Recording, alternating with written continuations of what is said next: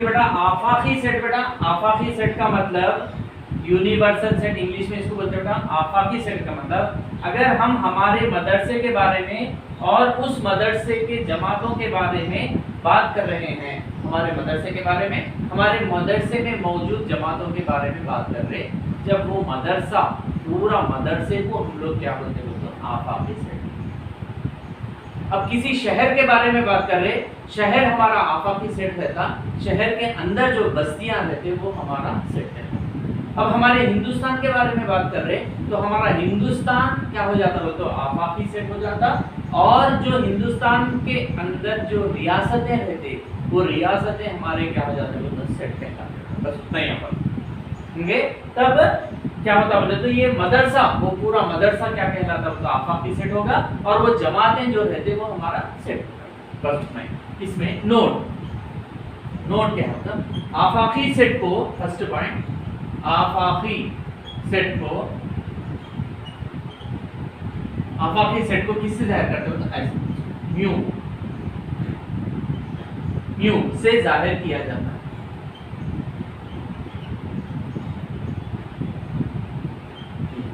Number 2, शक्ल में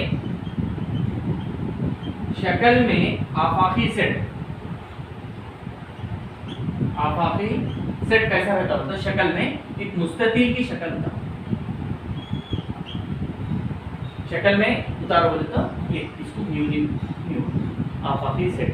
okay, number 3 देखिए बेटा, अब यहाँ पर एक है, ये एक आफाकी सेट है बेटा, ये आफाकी सेट है, इसके अंदर मैं एक ले रहा हूँ, सेट ले रहा हूँ, ए सेट ले रहा हूँ।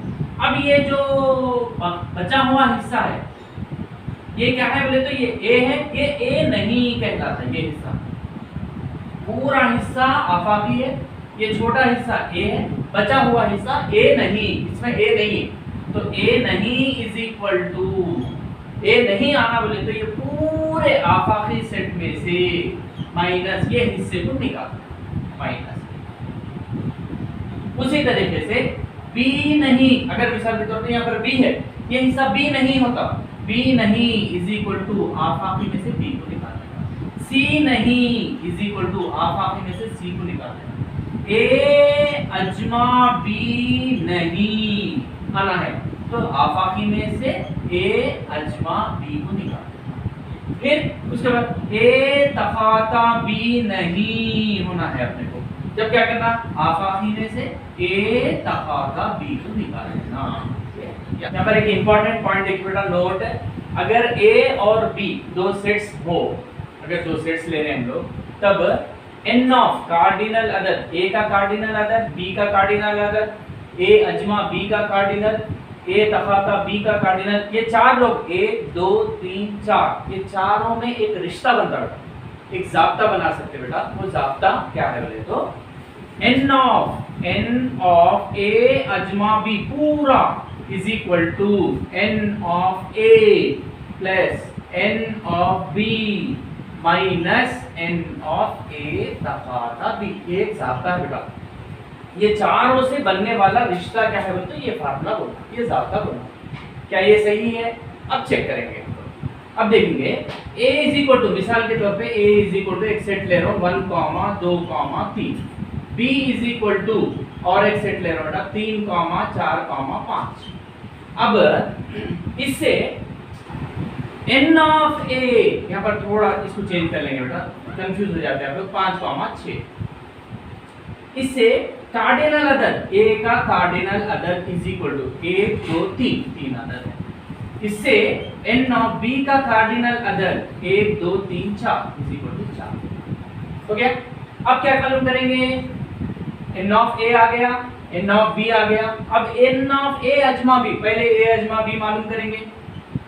a अजमा b is equal to a के नीचे a का सेट बोला 1, 2, 3, अजमा b के नीचे 3, 4, 5, 6, ओके, इज इक्वल टू अजमा मिला के लिख देंगे 1, 2, 3 यहाँ पर आ गया 4, 5, 6, ये a अजमा b का जवाब है।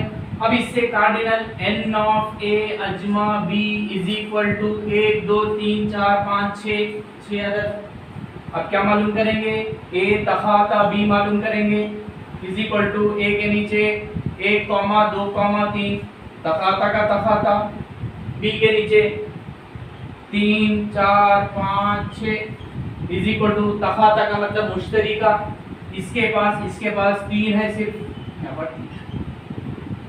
ये ए तखाता बी का जवाब। अब कार्डिनल n ऑफ a तखाता b इज इक्वल टू कितने अदद, अब यहाँ पर ये ज़ाब्ते में दर्ज करेंगे, सही हो रहा क्या देखिए। n ऑफ a अजमा b, n ऑफ a अजमा b कितना आया 6, यहाँ पर 6 आया, is equal to n of a 3 जमा n of b 4 minus n of a तखाता b 1 इम्प्लाइज, यहाँ जब मसावी आता तो ये इम्प्लाइज 6 का 6 इज इक्वल टू 3 में 4 जमा करेंगे 7 minus 1 implies 6 is equal to 7 में से 1 निकालेंगे 6 इज इक्वल टू 6, दाईं जानिब का जवाब बाईं जानिब का जवाब सेम आ गया। इसका मतलब ये चारों कार्डिनल से एक रिश्ता बन रहा बेटा, वो रिश्ता क्या है बोले तो ये n ऑफ a अजमा b is equal to n of a जमा n of b minus n of a तखाता b, ये इंपॉर्टेंट। और एक नोट देखिए बेटा, यहाँ पर नोट, और एक नोट, अगर a और b गैर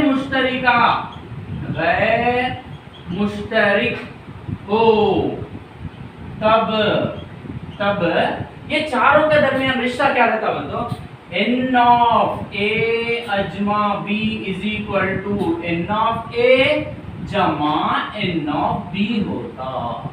क्यों बोले तो गैर मुश्तरिका का मतलब क्या है, तखाता में कुछ भी नहीं रहता, तखाता बोले तो क्या है मुश्तरिका। अब यहाँ पर गैर मुश्तरिका बोल रहा हूं, गैर मुश्तरिका बोले तो a और b गैर मुश्तरिका का मतलब क्या है, a इज इक्वल टू 1, 2, 3 ले रहे, b इज इक्वल टू इसमें है तो नहीं लेना 4, 5, 6, ये दोनों गैर मुश्तरिका हो गए।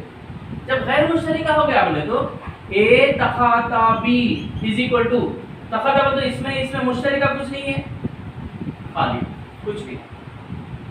तो जब n ऑफ a तखाता b cardinal n of a तखाता b इज इक्वल टू कुछ नहीं है वो तो सिफर। तो जब यहाँ पर n ऑफ a अजमा b, यहाँ पर n ऑफ a अजमा b बोले तो पूरों को मिला दिए तो 6 होता, इसका जवाब 6 आता।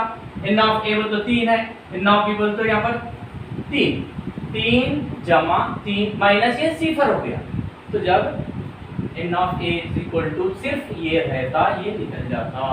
मतलब क्या है, अगर a और b गैर मुश्तरिका सेट्स है तब ये चारों के दरमियान रिश्ता क्या है बोले तो ये फार्मूला n ऑफ a अजमा b is equal to n of a जमा n ऑफ b। अभी देखिए बेटा, सेट्स को बयान करने का तरीका, सेट्स को हम लोग बयान कर सकते हैं, मतलब उस बयान करने के लिए दो तरीके रहते हैं बेटा। नंबर 1 है, सेट्स को दो तरीकों से बयान कर सकते हैं, बयान किया जा सकता है। नंबर 1 फहरिस्ती शक्ल, फहरिस्त मतलब लिस्ट लिखना। सेट साज शक्ल, सेट साज बोलते तो एक बनावट बनाना, एक बनावट मैथ्स के हिसाब से एक सेट साज बोले तो सेट को एक जाब्ते की शक्ल में लिखना, एक बयान की शक्ल में लिखना, इसको सेट साज शक्ल होते हैं। फहरिस्ती बोले तो फहरिस्त दिखाई देना उसमें, मतलब मिसाल के तौर पे अपन एक मार्केट को जाते, फहरिस्त लिख लेके जाते, चावल 2 किलो, आटा 3 किलो, प्याज 1/4 किलो, आधा किलो, 1 किलो, ऐसा जो लिस्ट लिखते हैं हम लोग, किसमें रहते वो आदाद में रहते, वैसे शक्ल को हम लोग फहरिस्ती शक्ल बोलते हैं। सेट साज शक्ल बोले तो उसका एक मतलब पूरे वो जो आदाद लिखते हैं हम लोग, वो आदाद को एक जाब्ते की शक्ल में, एक बयान की शक्ल में लिख सकना, उसको हम लोग सेट साज शक्ल बोलते हैं। यहाँ पर फहरिस्ती शक्ल की तारीफ उनासिर बोले तो अशिया, चीजों को फहरिस्त की शक्ल में लिखना, जैसा कि ये अशिया है, ये उनासिर है, इसको हम लोग फहरिस्त लिस्ट के ऐसा A EIOU 1, 2, 3, 4 अशिया को ऐसा ऐसा लिख सके हम लोग। यहाँ पर उर्दू कुछ भी नहीं दिखाई देता, मतलब एक ज़ाब्ता, एक बयान कुछ नहीं दिखाई देता। ऐसी शक्ल को हम लोग क्या बोलते हैं? फहरिस्ती शक्ल बोलते हैं। इसकी तारीफ उनासिर को फहरिस्त की शक्ल में लिखने के अमल को, फहरिस्त की शक्ल में लिखा जाए ऐसी शक्ल को फहरिस्ती शक्ल कहते हैं। इसका मिसाल यहाँ पर आप लोगों को ऐसे शक्लें आदत नजर आते, या नहीं तो अंग्रेजी के हर्फ नजर आते, या कुछ चीजें नजर आते, तो ऐसे उसको हम लोग बोलते हैं फहरिस्ती। उसके बाद सेट साज शक्ल, सेट को सेट को वो सेट के अंदर जो उनासिर रहते, वो उनासिर की मुश्तरिका खुसूसियत बयान करते हुए लिखा जाता है। मिसाल के तौर पे एक B is equal to set of 2, 4, 6, 8, 10, ये ऐसा है एक सेट। ये कौन सी शक्ल में है? फहरिस्ती शक्ल में। ये फहरिस्ती शक्ल में। अब मैं क्या कर रहा हूं? B इज इक्वल टू, ये पूरों को मिला के एक नाम दे रहा हूं, X जैसा के कैसा। अब X कैसा है उसके बारे में बता रहा हूं। ये क्या है? 2, 4, 6, 8, 10 कौन सी आदाद है? वो जुफ्त आदाद है। कहां तक है? 2 से शुरू हुआ 10 तक, तो 1, 2, 3, 4, 5, ये पांचों को मिला के एक मुश्तरिका खुसूसियत, एक जाब्ता, एक बयान लिख रहा हूं। देखिए क्या बोल रहा हूं मैं? X ये बोल रहा हूं कि X के बारे में, X है बोल रहे, वो X कैसा है उसके बारे में हम लोग समझाना। X कैसा है बोल रहे, तो X पहले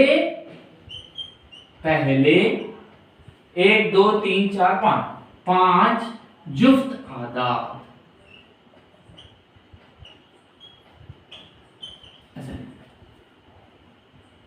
कुछ बात समझ में? ये ऐसा लिखना मिसाल के तौर पे। और D is equal to set के अंदर 1, 2, 3, 4, ऐसा लिखा। तो यहाँ पर ये कौन सी शक्ल है? फहरिस्ती शक्ल है। इसको सेट साज, मतलब D इज इक्वल टू, ये पूरों को मिला के एक X बोल रहे, ये X की तारीफ कर रहे। X कैसा है? X कैसा है बोले तो X पहले 5 तबई आदाद है।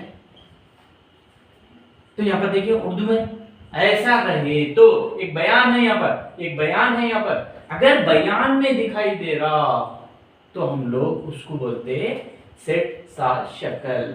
अगर आदादों में या नहीं तो अल्फाबेट्स में नजर आ रहा तो उसको हम लोग सेट साज शक्ल होते हैं।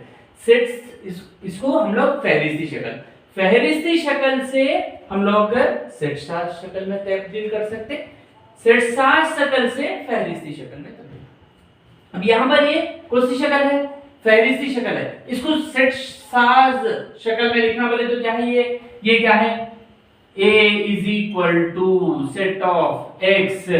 X क्या है? X अंग्रेजी के हुर्फे इल्लत, इसको वबल्स, सेट ऑफ वबल्स, अंग्रेजी के हुर्फे इल्लत